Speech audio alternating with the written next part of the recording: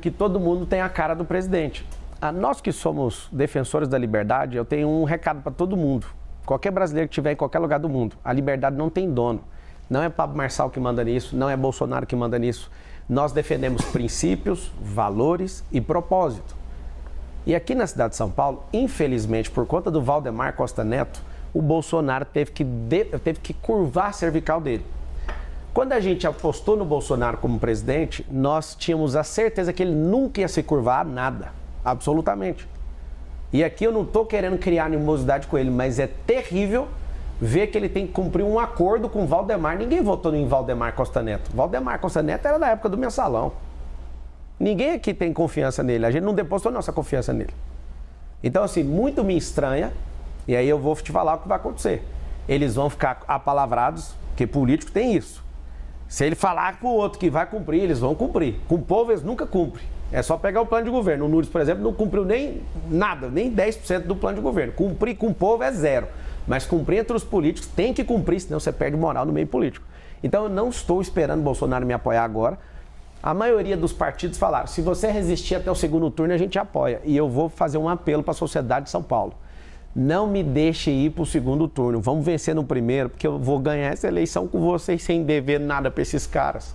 Eu estou feliz que eu não baixei minha cervical para ninguém. Eu estou te pedindo, vocês não vão me ver disputando a Prefeitura de São Paulo nunca mais. É uma oportunidade da gente resgatar essa sociedade. É uma oportunidade da gente deixar Lula, Boulos, Nunes de um lado e a gente, o povo, dar uma resposta de uma mudança nessa política. Eu não sou salvador de pátria, eu não quero ser o novo Bolsonaro. Para de encher meu saco em relação a isso. Eu sou o cara que vai colocar a gente decente na política, nós vamos moralizar a máquina, trazer eficiência, trazer tecnologia, gerar emprego, que é o maior direito social que existe. É isso que vai diminuir a criminalidade, é isso que vai aumentar o desfrute. Imagina você tendo emprego na periferia onde você mora. Para que ficar 3 horas dentro de metrô, dentro de ônibus? Não precisa, nós precisamos criar um cinturão empresarial. Vou explicar isso para vocês depois no Instagram. O novo que eu fiz está batendo 3 milhões, que é maior do que de qualquer outro candidato aí. Pablo Marçal por SP. Por favor, siga que logo após aqui eu vou responder perguntas para vocês lá. Candidato, eu gostaria de trazer aqui para a gente conversar com o senhor a questão da sua condenação.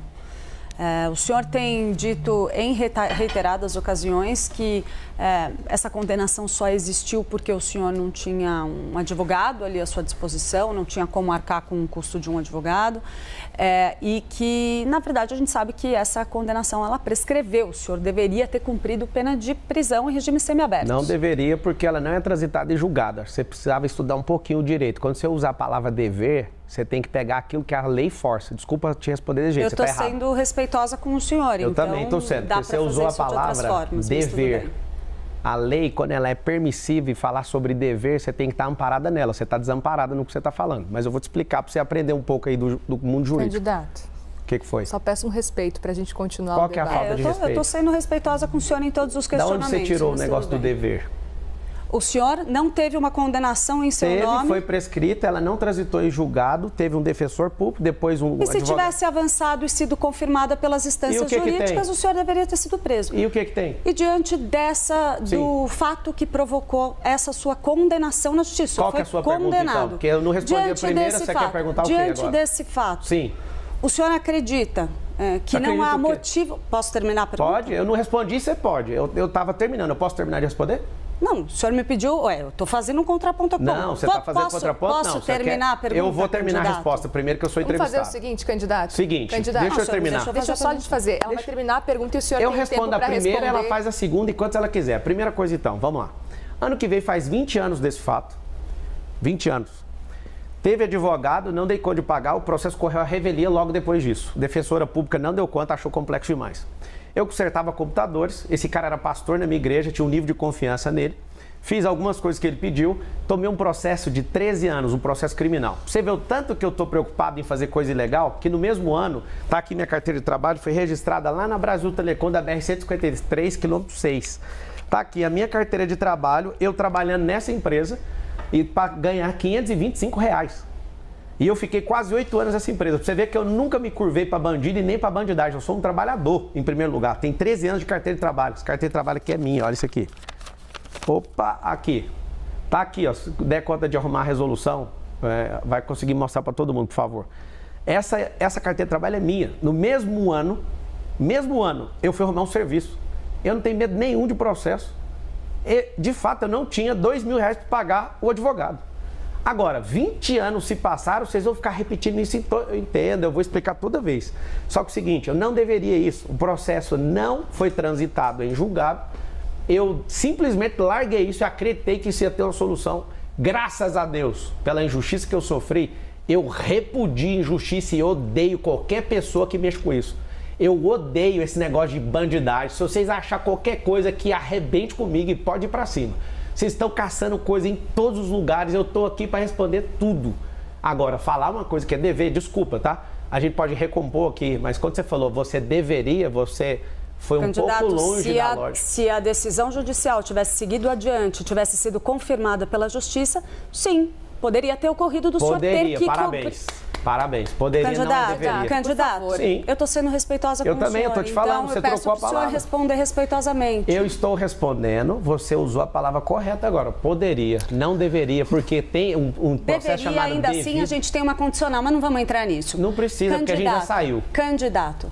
Sim. O senhor se arrepende de alguma das suas atitudes relacionadas a esse caso? O senhor nunca cometeu nenhum tipo de irregularidade? Opa, claro. Todo mundo aqui, você erra, ela erra. Mas como que o senhor entende, então, as decisões da Justiça contra o senhor agora? O senhor é sempre injustiçado, não tem nada que o senhor tenha feito de errado. Não, tem muita coisa que as pessoas falam, você está errado, eu ouço, vou lá e para de fazer. Acha um erro meu que eu repeti 2 vezes, acha você, ué. Eu vou aproveitar o gancho.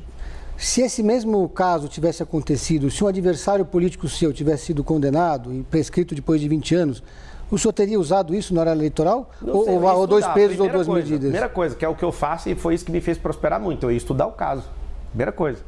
Aqui tem candidato que bate mulher, ninguém fala nada aqui na entrevista. Aqui tem candidato que dá tiro na porta de boate, ninguém levanta nada disso. Aqui tem candidato que já foi 3 vezes preso. Falou um pouquinho e saiu do assunto. Tá tudo bem para mim. O que a gente precisa é tratar com isonomia todas as pessoas. E eu vou te pedir perdão aqui, porque eu vi que você não gostou.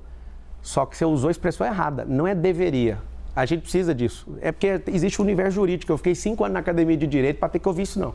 Só para a gente deixar claro aqui, candidato, Tá, tudo bem, eu acho que a gente pode continuar a conversa, a gente está tendo uma conversa. Tá maravilhosa a conversa. Tá maravilhosa, mas peço um pouquinho de respeito, tá? Para a gente conseguir, a gente terminar as perguntas e o senhor, claro, também responder à vontade. A gente não tem tempo aqui estipulando o seu tempo de resposta.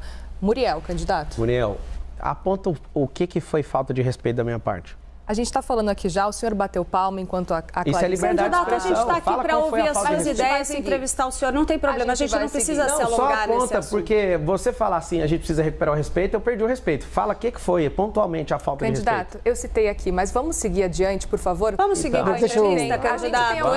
Eu estou em paz aqui com vocês. Vamos seguir. Deixa eu fazer uma pergunta sobre propostas, então. Vai lá. A gente conversa com muitos especialistas aqui, especialmente em período eleitoral. E eu não encontrei nenhum especialista em cidades que considerasse execuível a sua proposta do teleférico. Eu queria saber se o senhor considera essa proposta execuível. Fala o nome do especialista que falou que não dá, porque eu vou expor ele aqui. Candidato, eu quero saber se o senhor... Não, candidato não, você usa...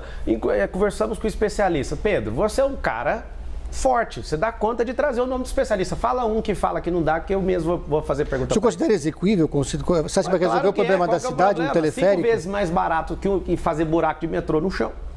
É ecológico, ninguém está falando disso. É silencioso, não para e é para honrar as comunidades. Candidato. Tem, só um pouquinho.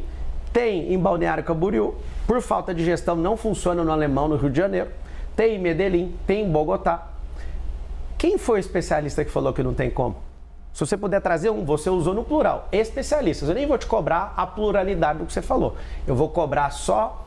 Eu vou cobrar não, quem sou eu para te cobrar? Então o senhor conhece algum especialista que disse que é execuível? Claro que é, cara. Essa cidade está entupida. Essa cidade está entupida.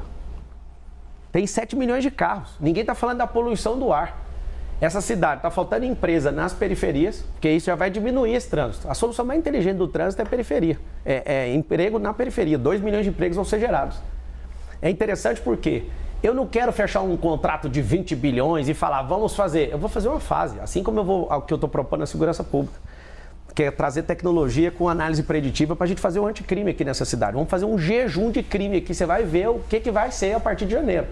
Então, assim, Você falar que não tem como, traz o especialista. O prefeito, por exemplo, eu quero usar da prefeitura para a gente construir a maior obra, o maior prédio do mundo aqui, com 1 quilômetro, que é um pouco maior que o Burj Khalifa. Por que eu quero fazer isso? Disrupção da construção civil, geração de emprego e levar desenvolvimento para a Zona Sul. Vai ser ali próximo da área de Interlagos, pelo menos onde eu estou vendo com algumas pessoas que eu imagino. Eu quero levar a prefeitura, sabe para onde? Lá para perto de Brasilândia, de Pirituba, para a Zona Norte, para levar desenvolvimento. Você que está assistindo, por que você mora nas periferias e não tem investimento aí? Porque as pessoas começam a ganhar um pouco de dinheiro e não aguentam o pancadão e já muda daí e vai embora. O governo já não investe aí. Não tem liberação fundiária, né? A gente não consegue liberar a escritura, as empresas não vão. Nós vamos fazer um maior mutirão para abrir empresas aí. Você, quem que não quer ter seu próprio negócio? Nós vamos ensinar isso na escola pública. Seu filho vai aprender empresarização, tecnologias do futuro, vai aprender sobre inteligência emocional. Deixa eu te falar, se continuar do jeito que está, não vai mudar nada na sua vida. Se for o Boulos, se até o que você tem, talvez você pode perder. Me ajuda. Deixa eu te ajudar, deixa eu te servir. Eu estou nessa campanha para isso. Me dá a oportunidade, o número é 28, já registra ele no seu coração para o dia 6. Eu quero servir você e eu vou mudar a realidade dessa cidade se você me deixar trabalhar para você. Candidato, ainda sobre teleférico, pode continuar. Podemos seguir sobre teleférico? Claro. Especificamente em La Paz, tá? Na Bolívia, existe um teleférico que serve como transporte público e lá funciona muito bem, importante dizer isso, porque lá é uma situação diferente. A gente está falando de um local que transporte público é muito difícil de funcionar.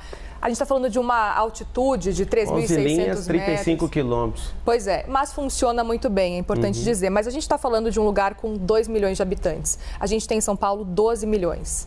Você ouviu que a solução do teleférico é para a periferia e não para toda a cidade? Estou ciente, sim. Só para a periferia. É para investir nesse povo, para fazer centros gastronômicos de empreendedorismo, hotelaria e fazer centros olímpicos. Eu quero trazer o turismo para dentro desses lugares para desenvolver. Sim. Porque não tem investimento privado, não tem emprego lá, não tem nenhum investimento público lá. Isso é para trazer a realidade deles, não é a solução de trânsito da cidade. Se você quiser discutir a situação de trânsito, eu posso te dar as outras. Claro. Quer que eu já falo? Deixa eu só terminar minha pergunta, porque a gente estava falando especificamente de La Paz, Bolívia, etc. O senhor fazendo esse comparativo. Por exemplo, Balneário Camboriú, também a gente está falando de uma população, 140 e poucos mil, né? A população muito abaixo. Não é, que lá é privado. Lá é num lugar privado. Eu entendo. Eu estive lá com o dono do teleférico. Ao mesmo tempo, a gente precisa falar também que o relevo da cidade, por exemplo, La Paz e São Paulo, é muito diferente. A gente sabe que certamente essa situação, esse cenário de teleférico numa cidade menor, talvez funcionasse muito bem aqui no Brasil. Agora, é curioso e eu gostaria de entender um pouco mais, até com relação a números, com relação ao que o senhor pesquisou, para poder trazer no seu plano de governo, para defender tanto assim esse ponto. Gostaria de entender um pouco mais essa ideia do teleférico. Na verdade, não é eu que estou defendendo, não. Vocês estão perguntando. Mas assim, é a sua proposta, por isso que eu gostaria de entender. É assim, você entendeu a questão do teleférico. Não tem investimento, eu já acabei de falar, vou repetir. Não tem investimento nas favelas. Quando você ouvir daqui para frente, favela significa ausência de Estado e pessoas que começam a prosperar também deixam a favela e não tem investimento privado porque não tem liberação fundiária. O que eu quero fazer? Eu quero levar isso para vocês, e interessante que vocês fiquem incomodados, é porque nenhum político está propondo nada diferente. Eu falo uma coisa diferente, pedrada. É assim. Candidato, desculpe, a gente não está te dando pedrada, a gente quer entender. Eu estou falando com o povo ali, eu estou mirando lá, desculpa. O que eu estou falando é que qualquer solução, por exemplo, o prefeito, como é que alguém vai levar meia hora para subir num prédio de 1 quilômetro? Nunca viajou, cara, você está de brincadeira. Leva 5 minutos para resolver isso aí. E a pessoa que tem essa mentalidade, por exemplo, o monotrilho, se for um monotrilho, aí você fala, mas para quê? É o seguinte, a cidade de São Paulo, ela não foi planejada para ter 12 milhões de pessoas. O que a gente vai fazer? O que é mais rentável para a cidade e menos drástico para a população? Nós vamos desapropriar 10% da cidade para largar a avenida? Para fazer como em Orlando, o subúrbio e desconectar? Não tem como, a cidade já está toda cercada. Então, aqui eu não tenho área, eu sou loteador, eu sou construtor também. Eu não sou um ignorante que estou achando que isso funciona. Eu tenho 19 segmentos diferentes de atuação. Eu atuo na aviação civil, em fazenda, em loteamento e construção. Eu construo um prédio também. Eu estou na rede de escola, eu tenho 2 redes de escola. O que vocês chamam de secretariado, de Ministério do Governo Federal, eu tenho esses negócios dentro do mundo privado. Eu já sei como é que faz, eu não estou achando que funciona. Então, numa cidade que não tem área de expansão, já está cercada. Numa cidade que tem muita área abandonada, mais de 1000 favelas aqui dentro. Eu não consigo pegar e sair desapropriando tudo para refazer a cidade. Isso é para beneficiar esse povo, inclusive você que está na periferia, você não vai pagar o transporte de teleférico. Isso vai ser da iniciativa privada, vai ser parceria público-privada. E eu quero saber por que esse povo pega tanto no pé para tirar esse benefício de vocês. Porque a esquerda gosta de sequestrar vocês emocionalmente. Sempre uma promessa, nunca vai fazer. Eu vou provar para vocês, nós vamos fazer uma primeira fase, custa 50